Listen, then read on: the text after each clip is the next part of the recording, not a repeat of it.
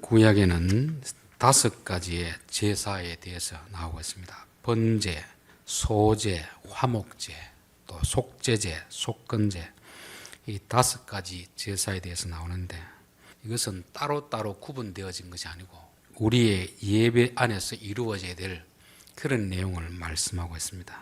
번제라 하는 것은 우리 자신을 온전히 태워서 하나님 앞에 나아가는 것입니다.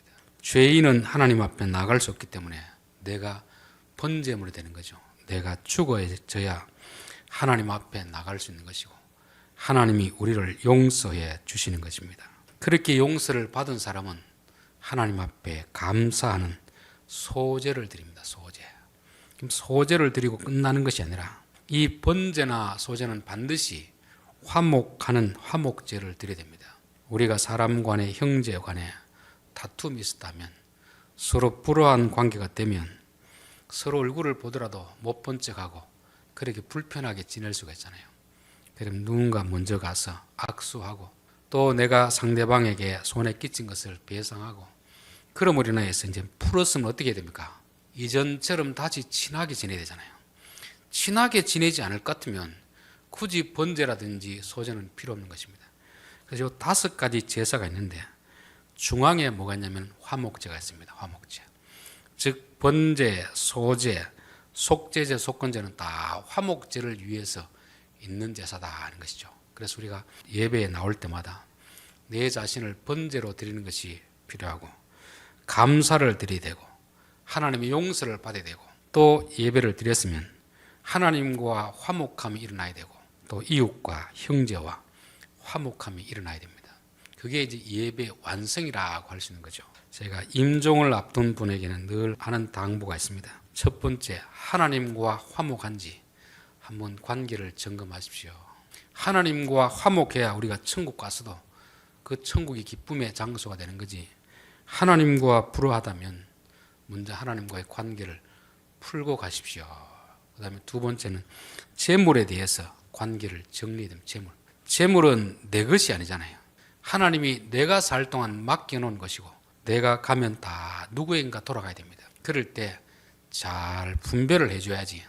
특별히 자식들에게 분별을 하지 않으면 그 재물 때문에 자식이 원수가 되는 경우가 참 많이 있습니다. 그래서 살아있을 때 하나님이 내게 맡기신 재물을 그 재물 때문에 자식들이 분쟁하지 않도록 부모가 잘 나누어주는 이런 일이 필요하고 세 번째는 사람과의 관계 속에서도 혹시 살아오면서 마음이 상한 그런 관계가 있다면 죽기 전에 다 풀고 가야 됩니다. 우리에게 최종적인 목적지는 화목이거든요. 화목이 이루어지지 않으면 앞에는 모든 신앙생활은 이게 목표 지점을 벗어난 잘못된 길로 가는 것입니다. 우리 화목이 얼마나 중요한가 성경 몇 곳을 한번 찾아보겠습니다. 신약 성경 마태복음 5장입니다. 9절입니다. 화평하게 하는 자는 복이 있나니 그들이 하나님의 아들이라 일컬음을 받을 것이요. 누가 하나님의 아들이냐? 누가 하나님의 아들이냐?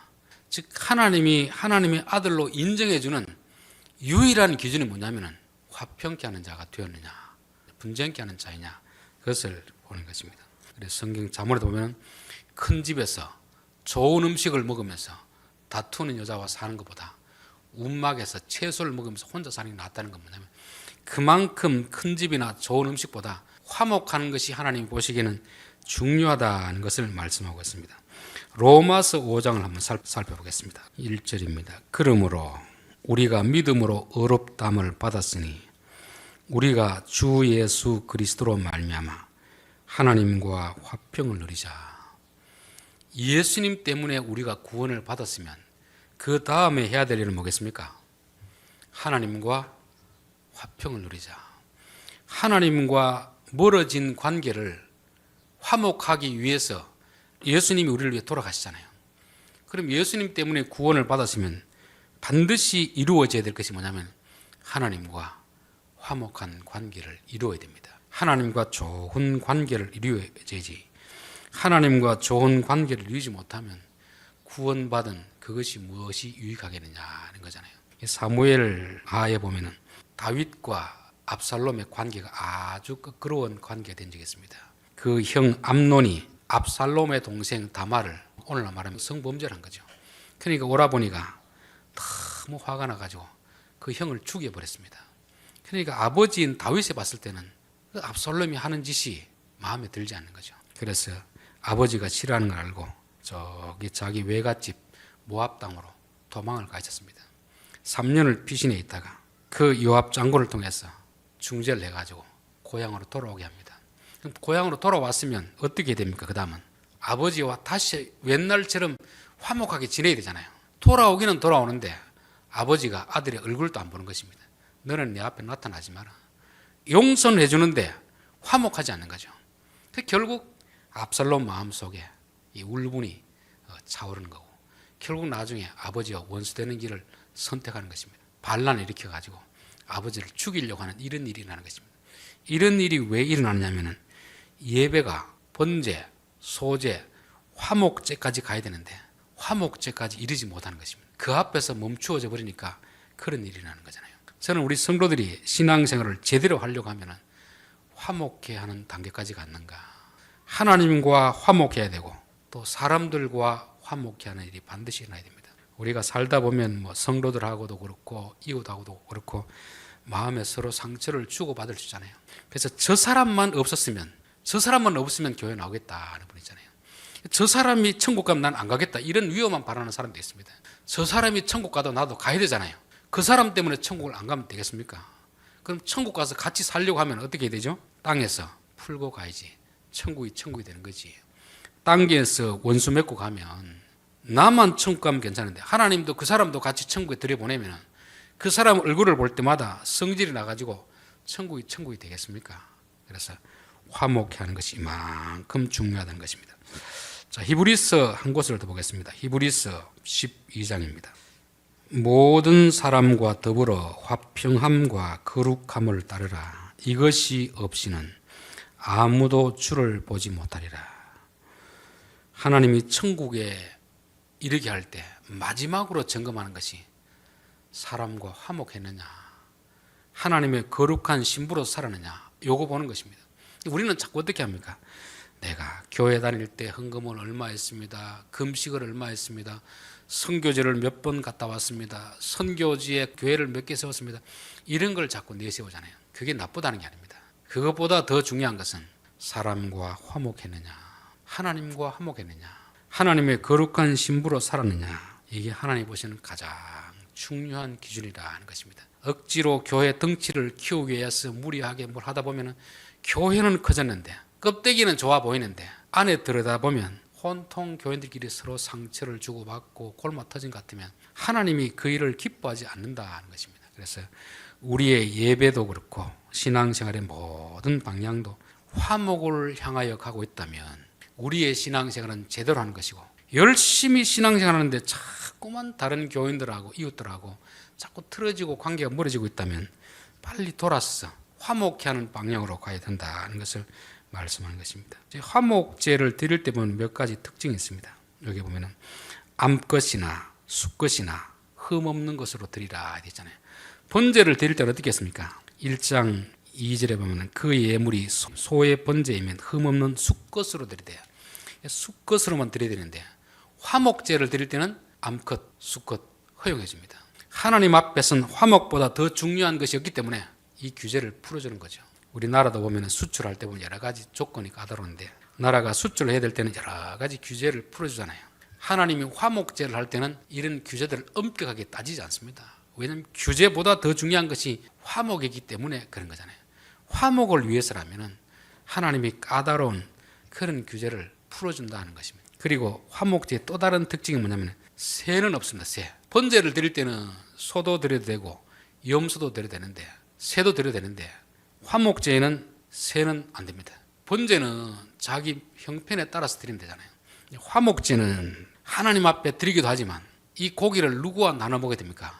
사람들과 나눠 먹어야 되는데 새 한 마리 가져가고 화목제 드리겠습니다 이러면 누가 입에 붙이겠습니까? 집안에 좋은 일이 있어가지고 성도들과 함께 식사라도 나누겠습니다 이러면 그래도 성도들이 평소 먹는 음식보다는 좀 잘 먹도록 이렇게 돈을 내놔야지. 딸랑 주보에는 광고 내놨는데 평소 먹던 보다 더 적게 이렇게 대접하면 자기 이름 생색은 낼지 몰라도 사람들이 뭐라고 하겠습니까? 적어도 잔치를 베풀었으면 참 잘 먹었다 이런 이야기를 들어야지. 야, 요렇게 내 놀보에 왜 사람을 초대했느냐. 이거는 화목제의 성격상 맞지 않기 때문에 화목제를 드릴 때는 세는 안 된다는 것입니다.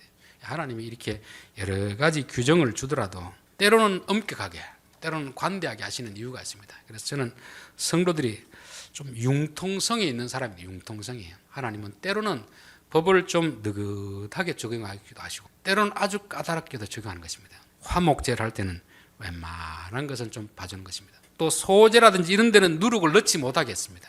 감사할 때 자랑하지 말라고 했는데 이 화목제는 넣어도 되도록 했습니다. 남을 위해서 내가 베풀 때는 하고 우리 아들이 좀 잘 되어서 이 기쁨을 함께 누리기 위해서 함께 합니다. 우리 보통 마을에도 보면 뭐 누구 아들이 무슨 승진했다거나 사법고시 합격했다거나 그럴 때는 플랜카드를 딱 걸어놓기만 하면 될까요, 안 될까요? 그렇게 자랑만 해서는 안 되고 합격해서 우리 마을 사람들과 함께 기쁨을 나누고 싶습니다. 이래가지고 언제까지 오시면 푸짐한 음식을 대접하고 또 선물도 주겠습니다. 그럴 때는 자랑해도 괜찮은 것입니다. 화목을 위해서라면 하나님이 기꺼이 양보하시는 것을 볼 수 있는 것입니다. 자, 번제나 소제나 화목제 동일하게 적용되는 게 뭐냐면 그 제물의 머리에 안수한다는 건 뭐라겠습니까? 내가 곧 제물이 된다는 거잖아요. 제물 따로 내 따로가 아니고 이제부터 제물과 나는 하나입니다. 이 제물이 죽을 때 나도 죽습니다 하는 것입니다. 이 제물이 죽어짐으로 인하여서 번제가 되고 소제가 되고 화목제가 되듯이 화목제가 되기 위해서 내가 죽겠습니다 하는 것입니다. 여러분, 둘이 틀어진 사이에서 말로 화목이 되겠습니까? 말로 화목이 안 됩니다. 틀어졌다는 건 뭔가 말로 인한 상처도 있겠지만 물질적 손해도 있기 때문에 틀어진 거 아닙니까? 그럼 누군가 그 손해되는 것을 대신 갚아줘야 됩니다. 그게 누가 갚아줘야 됩니까? 우리가 화목제물이 되는 거죠. 하나님과 우리 사이가 틀어진 관계인데 예수님이 자기 목숨을 내어가지고 화목제물이 되어주잖아요. 그러면서 고린도후서 5장 18절에 보면 하나님이 우리에게 화목제물이 되어주셨고 우리 또한 화목제물이 되기를 원하시는 것입니다. 즉 우리로 하여금 화목제물이 되도록 우리를 구원시켜 주신 거잖아요. 그래서 1만 달란트 탕감받은 그 종의 이야기가 나오잖아요. 주인이 1만 달란트를 탕감해 주었습니다. 근데 이 사람은 감옥에서 나와서 자기에게 빚진 자 100데나리온 그 사람을 용서하지 못하는 것입니다. 그러니까 임금이 듣고 나서 너는 그러면 나갈 자격이 없다. 다시금 감옥에 들여보내는 거잖아요. 하나님이 우리에게 구원을 허락해 주시는 것은 너희도 화목해 하는 삶이 되어라. 즉 구원해 주시는 목적이 그것이기 때문에 그 목적을 이루지 못하는데 하나님 아들이라 인정하겠습니까? 예수님이 자신이 화목제물이 되어가지고 우리를 구원해 주셨으면 우리도 당연히 우리가 손해보고 화목제물이 되어야 되잖아요. 화목해 하는데 말로 되지는 않습니다. 누군가는 희생해야 되고 돈을 써야 되고 손해를 봐야 되잖아요. 그 부분을 우리가 감당하라는 것입니다. 자, 그리고 화목제물의 기름은 여호와 앞에 드리라. 번제는 고기와 기름을 다 통째로 다 드리는 건데 화목제는 기름은 여호와 앞에 드리는 것입니다. 기름. 우리는 이제 고기를 먹을 때 삼겹살을 먹어도 기름 있는 걸 좋아합니다. 소고기를 먹어도 뭘 좋아합니까? 마블링, 기름 흰게 되는 거 있는 걸 좋아하잖아요. 제가 어떤 글을 봤을 때는 다른 나라에서는 그거를 별로 상품을 시키지 않는답니다. 인기가 없기 때문에 그냥 폐기 처분한다든지 이렇게 하는데 유독 한국인들은 그걸 좋아한대요. 왜냐하면 먹기에 부드럽고 좋거든요. 근데 사실 그 기름이 우리 몸에는 어떻습니까? 안 좋은 거죠. 태우는 데는 좋은데 몸에 안 좋기 때문에 하나님께서 기름은 내 것이니까 내게 가져와라 하는 것입니다. 하나님이 우리에게 요구하는 것은 우리를 위해서 요구하는 거지 기름이 돈이 되니까 그래서 하나님이 가져가시는 게 아닙니다. 선악과 먹지 말라고 하는 것은 마귀가 하는 말처럼 요거 먹으면 하나님처럼 되기 때문에 먹지 말라는 게 아니고 이거는 먹으면 너에게 좋지 않으니까 먹지 말라고 하는 것입니다. 하나님이 하지 말라고 하는 것은 안 하는 게 우리에게 덕이 되는 것입니다. 기름은 내게 가져와라 하는 것은 특별한 그 기름의 효능이 있어 그런 게 아니고 불 태우는 데는 좋지만 사람 몸에는 좋지 않으니까 내게 가져라 하는 것입니다. 그래서 예전에 우리 어르신들 그런 게 있잖아요. 고등어를 이렇게 하면은 몸통은 자녀들에게 다 발라주고 머리는 누가 먹습니까?